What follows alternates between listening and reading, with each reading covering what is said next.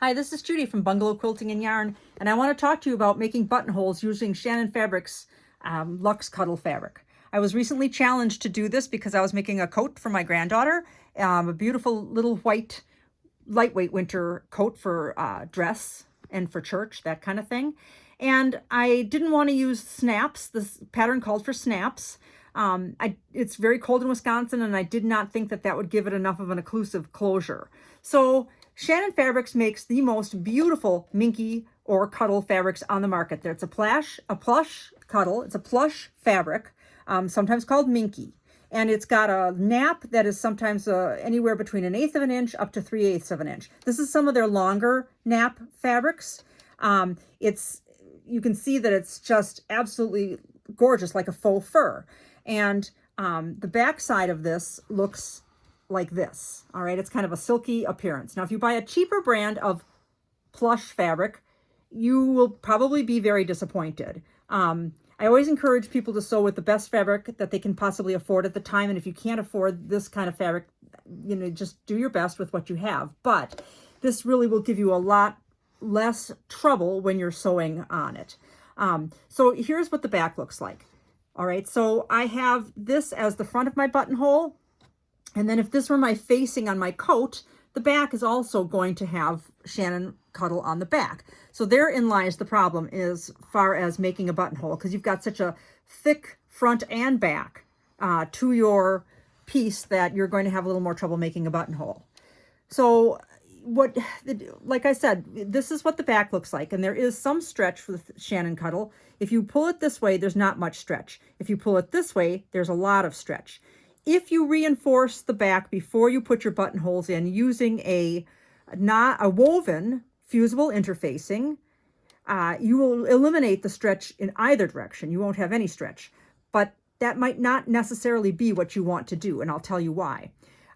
So I sewed this buttonhole so that there was some stretch. Now, this is not the direction that I wanted the grain of the faux fur to be running. I wanted it, when I made my granddaughter's coat, to look like this. This is the direction that looks like a pelt, or it looks like a fur. I could have made the buttonholes going this way too. It would look nice as well, but I didn't, and I made them going up and down. Now, because I made them going up and down, I had more problems than usual because there was no stretch this direction. So that when I went to put my button through, I noticed that it was difficult to get the button through because there was absolutely no give in that buttonhole. So what I probably should have done was gone this direction with the buttonholes on that coat. Now, if you really have a preference and you want the buttonholes to go this direction, you probably should not reinforce it with a woven fusible interfacing so that whatever stretch there is not eliminated. Okay, so that's personal preference in terms of if you want your nap to go this direction and you want the appearance of the coat to look like the pelt or the faux fur is going this direction, you would cut your pattern so that it was going the long way. So several tips now, which is the point of this whole video in the first place. Several tips on making buttonholes with Shannon Fabrics Cuddles. What I did was, the first thing I did was I have these scissors that have become very, very popular, the Karen K. Buckley scissors that have been popular. I like them for certain things, not for cutting out patterns or cutting out large pieces of fabric. They're not as good for that. They are much better for smaller pieces of fabric where you need more control, like with wools and things like that, but they're perfect for this application right here. What I'm going to show you is when you start making your buttonhole, what you want to do is you want to cut some of that nap down. All right, be over your garbage can when you're doing that. Cut that nap off, and you won't really notice it all that much. You're going to cut it in the area that you're going to be making your buttonhole. You don't need to cut it across the whole front or anything like that. Just cut in the area that you're going to be making your buttonhole. All right, you can't really even see that it's been cut. It still looks pretty nice. So you're going to cut. So if I'm going to put my buttonhole right in here, I'm going to clip that down. I'm going to trim that down, and now you can do that over. This will be turned under, so this will be the back side of it. So you're going to turn that under, and then your fingers are right there. You can feel where you did that. And here is the front part of it. Now be careful when you're doing this not to catch the fabric underneath. If you catch the fabric underneath, you're going to have a hole. All you're doing is giving it a haircut, right? You're just giving it a little bit of a haircut. This serrated edge scissors works really, really good for that. I didn't have much luck at all when I used my regular gingers or when I used my regular fiskers. This seems to be able to grabs the cuddle because it's got a serrated edge. Okay, so here is the spot where I'm going to put in the buttonhole. Back here is my facing, and I've trimmed it back on the back side as well. The next thing you're going to need is you're going to need a Mark Begone type pen, because you're going to make a mark on this. So you want something that's going to become invisible. So if this was the measurement, I would measure how big I want my buttonhole. So if this was my button, I'm going to measure to the top of this button right here and to the bottom of the button right there. And I'm actually going to give it a little extra room. You don't want a buttonhole to be too roomy because your button will be becoming unbuttoned all the time. But with Cuddle, that's my next tip, is you do want to make that buttonhole a little longer than you would typically expect it to be, especially if you're interfacing this and you don't have any give. If you don't have any stretch, that buttonhole is going to need to be longer or bigger. So this is going to be quite a big buttonhole. All right, so I've got it marked on here with enough of my purple pen that I'm going to be able to see it.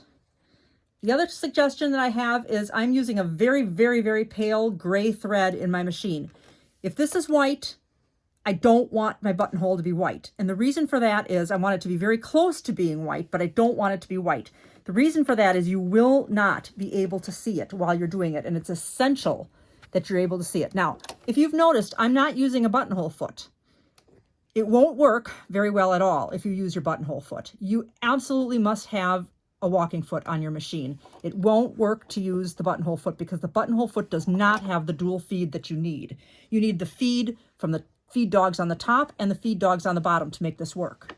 All right, so now this is a Bernina sewing machine. If you have a different type of sewing machine and your buttonhole system is different, you're going to have to adapt what I'm saying about this, because I don't have multiple different machines to demonstrate with. I just have this one. So I'm going to hit my buttonhole setting. All right, my buttonhole setting is going to make the, what it's going to do is it's going to make the line that's zigzagged down the length here, okay? And then I hit my reverse foot, and then it makes the end post, and then, or no, it doesn't make the end post. It goes back first, and then it comes back. But I'll show you how that works. So I'm going to start out. I've hit my buttonhole foot, or my buttonhole setting, not my buttonhole foot, my buttonhole setting, and I'm using my walking foot. So I'm actually going to guide the fabric slightly with my fingers. When I tell my little 8-year-olds when they're learning how to sew, I always say your fingers are for guiding, not for pulling or pushing of the fabric. Well, you are actually going to have to do a little bit of pulling on the back. I've got my back, my right hand is back here, pulling ever so slightly on this fabric to just guide it through. Okay, so now I'm going to hit my reverse, and it's going to go backward. It's going to make the stitching that takes me back to the beginning of the buttonhole. Now here again, I'm doing a little more than just guiding. I'm actually pulling it through slightly because it's Cuddle and it's thicker, and I really have to be watching. And this is why I used light gray thread instead of white. I have to be watching where I started. Right there is where I started. Now I hit the reverse again. It makes my end post, and it starts sewing forward again the right half of the buttonhole.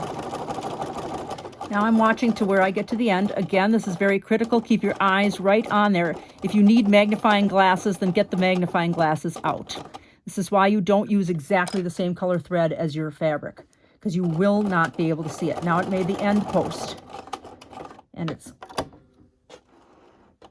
So there you have a pretty nice looking buttonhole, considering that it's a difficult fabric to make buttonholes with. It's a pretty nice looking buttonhole. The next thing you do then is you use your seam ripper to open this out. So you are going to put your seam ripper in the end of the buttonhole right there. Oh, I didn't cut my bobbin thread. There we go.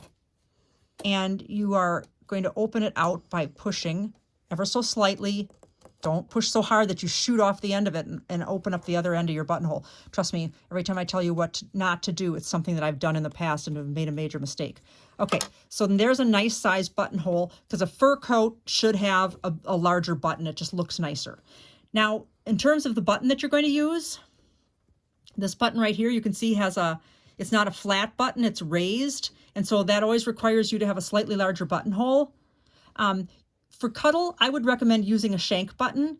This is what I mean by a shank button. A shank button has the shank on the bottom. It has this piece on the bottom that you do your sewing through with your needle and thread. It's not a button like this. It's not something that has buttonholes in it. All right, this is too flat for Cuddle. You want to use something like this that has a shank, so it'll give it it'll stand up very nicely inside of that buttonhole. And this purple marking is eventually going to go away. It dissolves in the air. It's already starting to disappear. So there's my tips for making a buttonhole using Shannon Fabrics Luxe Cuddle. My website is bungalowquilting.com. Please visit our website for other tips and tutorials.